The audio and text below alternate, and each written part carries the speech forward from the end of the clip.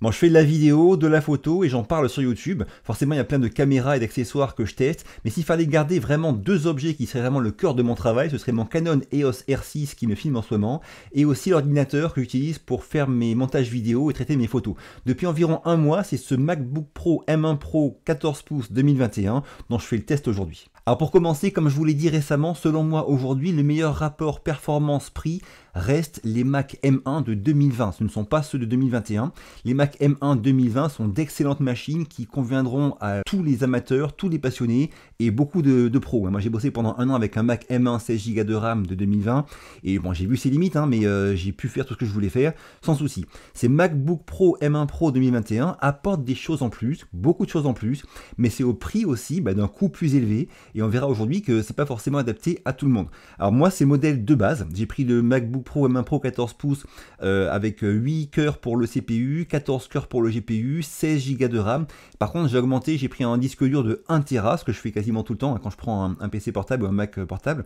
Et j'ai pris aussi le chargeur 97 watts qui coûte 20 € de plus par rapport au chargeur qui est fourni en standard qui fait 67 watts. On verra après l'intérêt de ce chargeur 97 watts. Alors la vidéo n'est pas sponsorisée, j'ai acheté ce MacBook Pro M1 Pro et je vous mets les différentes parties dans différents timecodes sous la vidéo. On y va.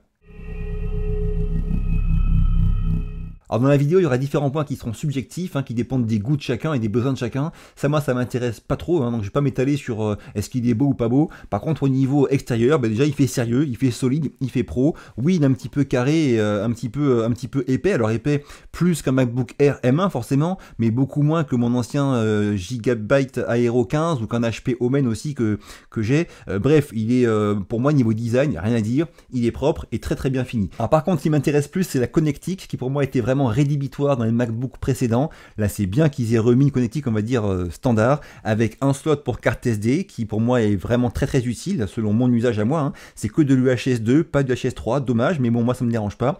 3 ports Thunderbolt 4 USB-C qui supportent la recharge, un port HDMI, une sortie mini jack et le fameux chargeur MagSafe. Alors tout ça c'est bien, est-ce que c'est parfait? Non. Le slot SD, moi il me sert vraiment tous les jours, j'utilise pas de carte CF Express sur mon R6, il n'y a que des slots SD, donc pour moi c'est vraiment nickel, c'est vraiment très pratique. Les slots, les ports Thunderbolt 4 USB-C, ça je m'en sers vraiment absolument tous les jours aussi, ne serait-ce que pour brancher le MacBook Pro M1 Pro à mon écran BenQ, qui fait aussi la recharge du MacBook, mais aussi pour brancher différents accessoires. Bref, qui est 3 ports, c'est bien. Le port HDMI, moi pour l'instant, ne me sert pas. Une sortie casque, c'est vraiment aussi pour moi un indispensable. Quand on fait du montage vidéo, il faut vraiment avoir le son le plus fidèle possible. Et pour ça, il faut un casque, il n'y a pas photo. Même si les haut-parleurs sont bons, on en reparlera après. Alors la charge MagSafe, plusieurs points. Déjà moi, je m'en sers assez rarement parce que je bosse souvent dans mon studio avec le MacBook branché sur mon moniteur qui le recharge. Donc j'ai pas souvent besoin de charger le MacBook Pro. Quand je suis en déplacement, oui, là c'est bien d'avoir le MagSafe qui fait la charge rapide. Alors sur la charge rapide, ce MacBook Pro M1 Pro 14 pouces supporte la charge rapide soit par MagSafe, soit par USB-C, mais seulement quand on achète le chargeur qui est plus gros, qui coûte 20 € de plus, à 97 watts. Avec le chargeur fourni de base, on n'a pas la charge rapide. Sachez bien aussi que les MacBook Pro 16 pouces ne supportent la charge rapide que quand on utilise le MagSafe, pas en Thunderbolt. D'accord? Contrairement à celui-ci, 14 pouces, qui lui le supporte à la fois en MagSafe et en Thunderbolt. Donc en ce qui me concerne, le port HDMI, c'est quand même bien qu'il y soit, ça me laisse la possibilité de m'en servir le jour où j'en ai besoin. Par contre, le MagSafe, peut-être que j'aurais préféré qu'il y ait à la place un port USB-A ou un port Thunderbolt 4 en plus, parce qu'il y a des fois des accessoires que je dois brancher en USB-A, par exemple mon Atomos Ninja 5, là, quand je veux brancher le disque dur du Ninja 5 sur le MacBook Pro, eh bien je dois passer par ce petit hub externe et qui me permet d'avoir différents ports USB-A, encore un port SD, un port micro SD, un port USB-C. Bref, la connectique elle est bien, mais selon votre usage, il est possible que comme moi, vous ayez besoin d'utiliser à l'occasion un hub externe. Alors quand on l'ouvre, oui, je trouve que c'est beau, que c'est bien fait, que ça inspire confiance. Il y a différentes choses qui sont vraiment très subjectives, dont je ne parlerai pas forcément en détail aujourd'hui. Par exemple, le clavier, beaucoup disent qu'il est excellent. Moi, j'utilise quasiment tout le temps un clavier externe complet, avec un pad numérique complet. Et celui-là, j'utilise que quand je suis en déplacement, ce qui est assez rare. Donc, je ne vais pas forcément parler beaucoup du clavier. Beaucoup disent que le son est excellent. Oui, le son est excellent. Il y a 6 haut-parleurs. C'est vraiment un excellent son qui est très très flatteur, avec beaucoup de basses, qui est impressionnant. Mais est-ce qu'il est bien pour un pro du montage vidéo? J'en suis pas sûr. Il est un peu trop flatteur, trop riche. riche, trop plein de basses, et moi sur un montage vidéo je veux vraiment entendre le vrai son nature brut de décoffrage pour savoir comment ça va rendre après sur différents appareils. Donc oui, il offre un excellent son qui surprend et qui est très bon, agréable pour écouter de la musique ou voir une série, mais en montage vidéo je préfère un son plus fidèle, pour ça j'utilise mon casque. Cette question du dosage entre un rendu flatteur et un rendu fidèle se pose aussi pour l'écran. Oui, l'écran est somptueux, voir une série dessus ou un film dessus, c'est un vrai régal, mais pour du montage vidéo, ce qu'on veut c'est un rendu fidèle. C'est un peu la différence entre ma télé là-haut et mon écran de montage vidéo qui est ici. Elle fera une image somptueuse même avec une source qui est pourrie, lui fera une image pourrie si une source est pourrie. Donc c'est vraiment ça que je demande à un écran de montage vidéo, et je suis pas sûr que ce soit vraiment ce que fasse cet écran du MacBook Pro M1 Pro. L'image est somptueuse, mais pas forcément adaptée à du montage vidéo. Alors moi elle me convient, elle me suffit, d'autant que je monte tout le temps mes vidéos quand je suis dans mon studio sur mon écran BenQ, mais quand j'en parle à des pros dont c'est vraiment le métier, et bien par exemple l'ami Arnaud Frisch me dit que selon ses tests, par rapport à un écran qui est réputé pour du montage vidéo, cet écran du MacBook Pro M1 Pro et M1 Max n'est pas forcément au niveau. Donc oui, l'écran est très flatteur, mais pas forcément très fidèle. Donc au niveau des caractéristiques, il y a le ProMotion, mais qui n'est pas encore bien optimisé pour tout, même Safari, je suis pas sûr qu'il le soit encore optimisé pour le ProMotion. Au niveau de la luminosité, ben, c'est 500 nits de base, et ça monte à 1000 nits, voire 1600 nits en crête pour du contenu HDR uniquement. Alors oui, cet écran a une encoche, ça a fait beaucoup parler. Faut bien comprendre déjà que l'affichage, initialement, il est prévu que sur la surface qui est sous l'encoche, et là ils ont choisi d'augmenter en fait la surface d'affichage, de la rehausser un petit peu, et donc ça englobe l'encoche.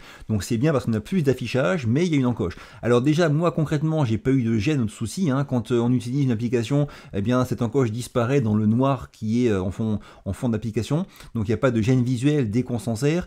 J'ai pas eu de bug de souris quand elle traverse l'encoche. C'est pas beau, oui c'est pas beau, ça c'est clair, je trouve pas ça beau, mais est-ce que ça me gêne vraiment? Moi en tout cas non. Donc en résumé, oui l'écran est excellent, oui c'est un régal à utiliser selon moi, mais pour ceux qui font du montage vidéo professionnel et qui veulent vraiment avoir un écran très fidèle, mais c'est pas forcément le meilleur écran du moment, loin de là. Alors un petit point rapide sur la gestion du multi-écran, ce MacBook Pro M1 Pro, on peut y connecter deux écrans externes, soit en HDMI, soit en Thunderbolt 4. En ce qui me concerne, dans mon studio, je branche tout le temps mon écran BenQ en utilisant le Thunderbolt 4, et c'est un vrai régal, c'est vraiment très bien géré, j'ai jamais eu de latence ou de lag, que ce soit en montage vidéo gourmand ou autre. Les MacBook Pro M1 Max, on peut y brancher jusqu'à 4 écrans externes, et les Mac M1 de 2020, on ne peut les brancher qu'à un seul écran externe, sauf le Mac Mini M1, qui peut être branché à deux écrans, un en HDMI, un en Thunderbolt. Alors un test rapide de la caméra intégrée, hein, là c'est une webcam donc maintenant qui est en Full HD, je trouve que l'image est vraiment correcte, le son aussi capté par les micros internes, je trouve qu'il est plutôt bon. Je vous mets par comparaison ici le son de mon Octava MK012 dans mon studio, ici le son maintenant du micro interne du MacBook.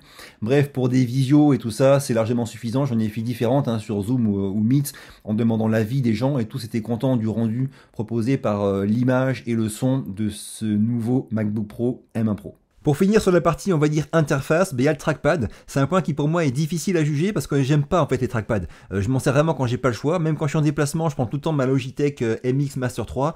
Ça oui, c'est un vrai régal. Avec elle, je me régale. Un trackpad quel qu'il soit, moi j'aime pas ça. Alors celui-ci, il fait le boulot. J'ai rien à lui reprocher. Beaucoup disent que c'est le meilleur du marché. Moi j'en sais rien. Il fait le boulot. Une courte pause, si la vidéo vous est utile ou agréable, pensez à me le dire en commentaire, à me défoncer ce pouce bleu et à vous abonner, ça m'aide beaucoup. On y retourne.